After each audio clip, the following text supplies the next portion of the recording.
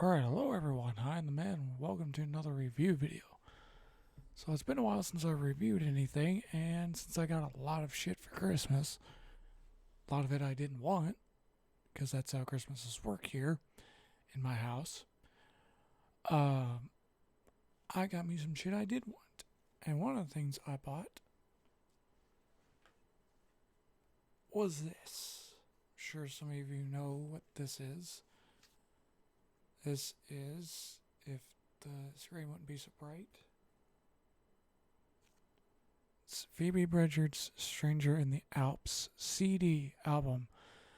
I've been listening to the album for a long while now. The reason why I bought the CD is because, well, basically it was on sale and I had money. I bought like $7 for like $300, and I got some money left over, so I bought a DVD and a CD. Don't know if I'll review the DVD because I don't have it yet, and it's a bit of a controversial movie, so yeah. Unfortunately, I can't review controversial things on YouTube because I'll get banned. Wow, thanks YouTube for banning people that have very strange interests and like very strange and offensive things like me. Thanks. You make life very difficult. So, I thought I'll review this and sort of show off the DVD. This is the back. I'm still not good at this. So, and then inside we have this. These are the photos without the drawings on them. I don't know if you can read that. Hopefully it will focus. Probably won't focus. Yeah, it's not focusing. Then young Phoebe. And I won't take the disc out because it's a pain in the ass to take out and it's a pain in the ass to put back in. And I want to show you guys this. This is a lyric book that has lyrics of the songs, which is very rare because usually you have to buy special editions for the lyric books. But hers come with the lyric book. Yeah, let's make sure. There's nothing special. Sorry, my phone went off. There we go. Nothing special. Just plain old stapled together book. And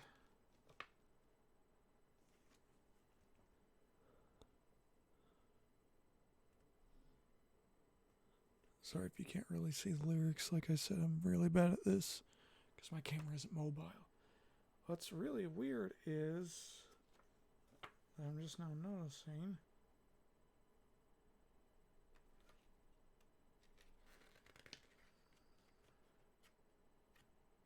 there is no lyrics for You Missed My Heart. Because on the back it's Would You Rather. So I don't know why there's no lyrics for You Missed My Heart. That's really, really weird.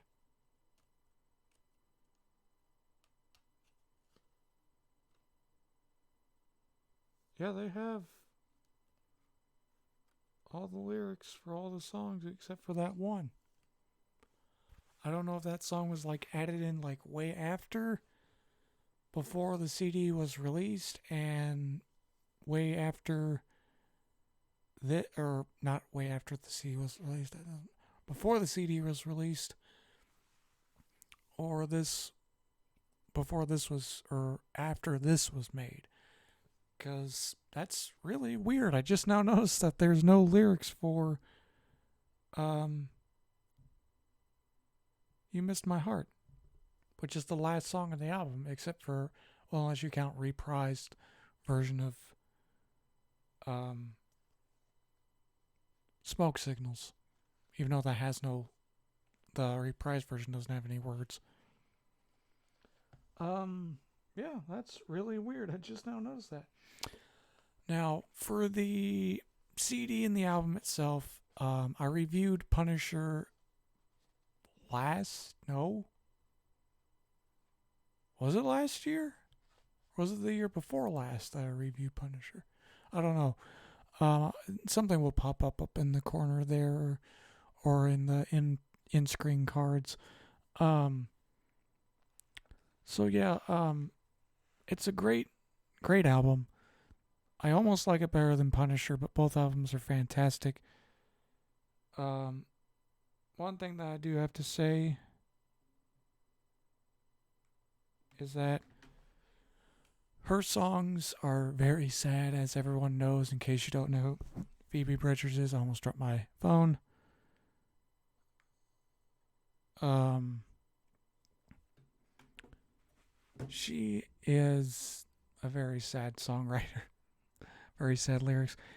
In fact, she is the only new modern popular artist I actually like. I hate all new music. I hate all new artists. The only reason why I like her music is because it's sad, it's depressing, it's somewhat dark, it's gloomy, it's just downright just unhappy music. Which, this may sound stupid to some people, maybe a lot of people, but we need more music like that on the radio, especially on the radio. I get we're living in dark times. I get that. But, man, some of the weird. I know this may sound strange, and I am apparently the only one that notices this, as usual with many other things.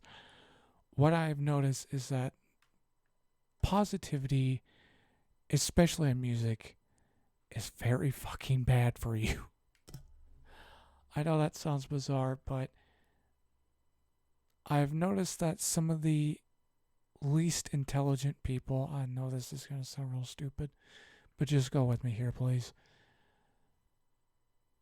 The least intelligent people I've ever met are positive people. They listen to positive music. Get that?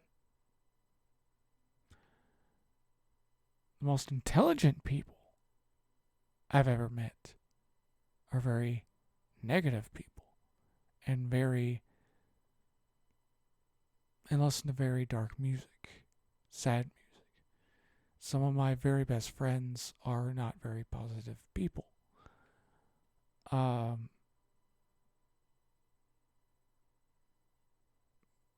They can be positive at times, but not to the point of finding every single thing funny or upbeat. They laugh at everything, even though nothing in this world is funny. One of the things that I'm glad she's a popular artist. She's still, for some reason, considered indie, even though she's extremely mainstream. Like, very mainstream. I know a lot of people probably some people will say no, she's still indie, but trust me, she's mainstream, most definitely. She may not be played on the radio, at least not from what I've heard, but she is mainstream. Another thing is about her music is there's some lyrics that are very unique and very. I know I'm probably going to use this word a lot. Very intelligent lyrics, smart lyrics. Now, what do I mean by this? All right, we're going to go to Smoke Signals. Note that she's a mainstream artist. She appeals to kids these days, which a lot of mainstream popular artists do, which is the reason why I don't like them. Here's where things get really, really interesting in her lyrics. Let's see if I can find it here.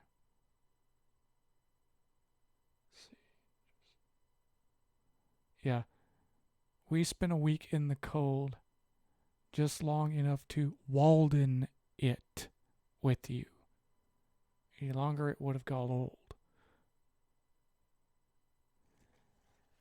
You may say, oh, what's so strange about that? What's so smart about that? Walden, Walden. I could be misinterpreting it, but Walden is a book, a very unknown, very unknown book. Unless you're a huge book reader, you're not going to know what this is. Basically, Walden is about a man who spent, I think, a year, maybe even more, in the forest. It's been a long time since I've read it. In the forest. He built his own house. He scavenged for his own food. Survivalist. He in the book, it's, I have to admit, it is a pretty boring book. But it's basically, he talks about life in the times that he wrote this, which I want to say was 1800s to early 1900s. It's like I said, it's been a long time. And he names off, how much things cost, how much this did, what did he do that day, what did it feel like? Very, very descriptive of every single thing. And that can get kind of boring, and I understand that. Obviously, this is not a review of Walden. But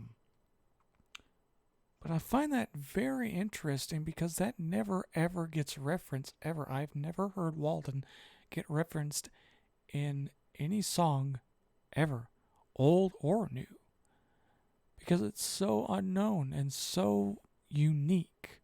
There's a video game made about it. I did play it. I did one video on it. And it's fun. It's fantastically fun for me. I like boring games because I am boring. But I found that really unique. Whenever I first heard that, I was like, Walden. She's not talking about the book Walden, is she? If she's not, then let me know what that could also mean. But I do think it is referring to the book because of the lyrics that follows it, which is spent a week in the cold, just long enough to Walden it with you. And like I said, it's about a man who spent in nature. She's talking about spending time. The note, Walden is a lake. It's not the main character. But the guy in the book who wrote it, spent alone in his house in the Walden Lake area. I don't know where that's at. I couldn't remember. But I found that very, very interesting. And not only that, she has very good music taste. She grew up with very, very good music taste. For instance, singing Ace of Spades when Lemmy died. Lemmy. Now, her audience is very young. I wouldn't say extremely young, but, teenagers, young adults, who may listen to artists that are popular these days and may not know who the people who she's talking about. Lemmy Kilmister is the lead singer of a metal band. Yes, a metal band. She's referring to a heavy metal singer. She has 2 rock songs, maybe a few other ones. I guess you can count sidelines. And then another thing is she references Bowie, David Bowie, another old artist. She grew up with some really good music taste, which is another thing that I really like about her because they are definitely can be heard in some of the songs, especially the rock ones. Even though her rock music songs are not really like super unique, but you can tell that it's her own style.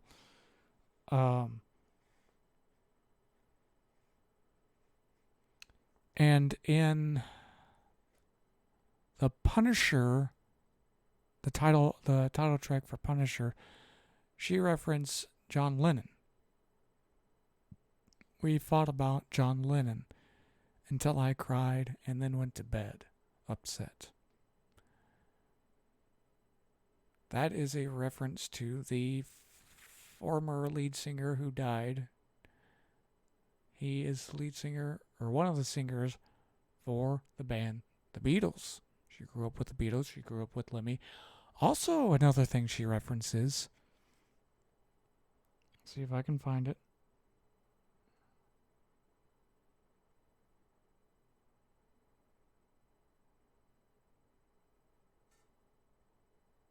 How Soon Is Now in an 80s sedan. How Soon Is Now. That is another song. Guess what? Guess who's that from? The Smiths, another 80s band. Also, the lead singer of the Smiths is Morrissey. I don't know if she likes Morrissey, but references How Soon Is Now. Another very old artist. You see, this is why I like her music. This is one of the reasons why I like her music. It's not just that she grew up with good music. She grew up with good artists that I'm growing up with, artists that I know. So that's why I find some of her songs relatable, not just because they're sad, but because they reference things I understand, that I know. This is why she is very unique and very special. Because she grew up with things that a lot of her audiences didn't and don't even know who they are. I guarantee you a good amount of her fans don't know who John Lennon is, who don't know who Lemmy Kilmister is, who don't know the Smiths, How Soon Is Now, who don't know David Bowie. I find it so fascinating, so strange and so fascinating that this is the type of music she listened to growing up and that she knows and that she references in music, even though a good amount of her audience probably doesn't even know who the fuck these people are. I'm not calling her fans dumb. If you're a fan, that's great. So am I. But you have to understand the type of audience she's gauged to or drawn to. You know, the audiences that are drawn to her are a much younger audience, around my age or even younger, that didn't grow up with these bands, that don't know who these people are or what any of these things are, especially Walden. That's what fascinates me most, is she references a book nobody will know what that is. Nobody. You see, she references things that she understands, not what you understand, not what I understand, even though I do. But you see what I'm saying? She's not referencing things that her fans know. She's referencing things she knows. Her music is not just dedicated to her fans or to certain people, it's dedicated to her and her life. And that's very, very rare in some music. It may sound personal, but if you look deep inside of it, it's not personal. It's just what people like, or they're dedicating their music to stuff that their audience likes rather than what they like. She's making music that she likes and the audience likes. She's referencing things that she likes. That's what I find so fascinating about her music and about her lyrics. And not only that, but she covers musicians, old musicians. And not only that, but even musicians nobody knows about. Or even musicians that nobody may hear about. You know, if you ask someone who is my age or someone who is a bit younger than me or her who Tom Waits is, they're not going to know who Tom Waits is. I know who Tom Waits is. I've been listening to Tom Waits for a long time, and whenever I saw that she covered um one of his songs, I was shocked.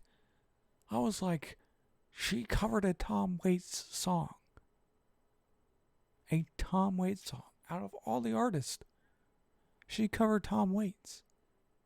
That's so fascinating. That means she likes Tom Waits. Why would you cover a song of an artist you don't like? It's so fascinating to me. That's why I like her music, and that's why I hope to see more music from her. I hope to see a new album someday where it probably will be the same formula, sad songs and then one rock song. But to be honest, I actually would like to hear a rock album entirely of just rock and roll. I would love to hear that. Hey, maybe even Sidelines is a hint to a new album. I hope so. Um, and if it's not, then it's not. But I do hope it is. Um, so I know this is sort of just may seem rambling to you, but I this is how I review things. I talk about it, how it made me feel, how special it is to me, what makes me like it, what makes me like the artist. But that's why I like her music. It's so fascinating. The fact what she references, what she covers, what she sings about is not only so personal and so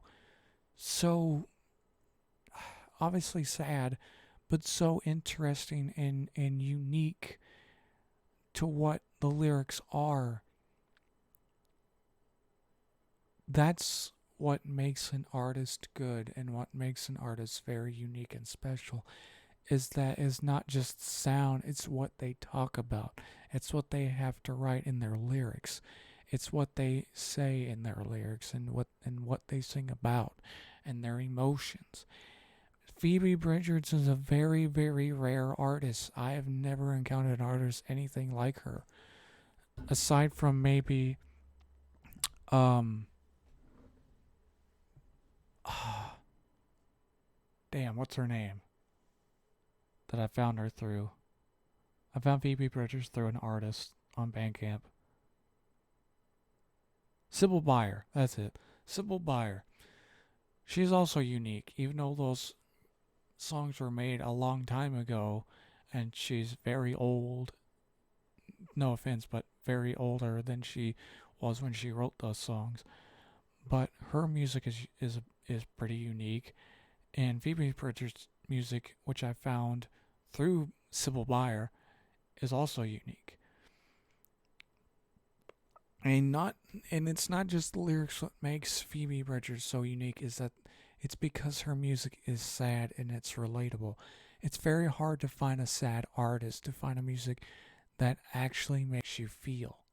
It's very difficult because a lot of the stuff that you hear these days, especially on the radio, is all upbeat, positive music.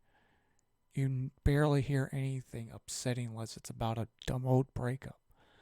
You know, her songs probably are about breakups and other things, but she's doing it in a way that I've never encountered before. And I don't know if I'm going to find another artist like her or like Sybil Byer because it's just so unique to her style and so unique to what she is making and known for. And that's why I like her music. That's why I bought this album.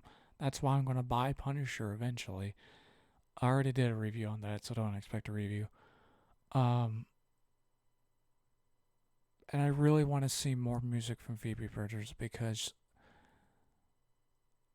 this is what I've been looking for an extremely long time. I've said this in my review. I've said this in my reaction video.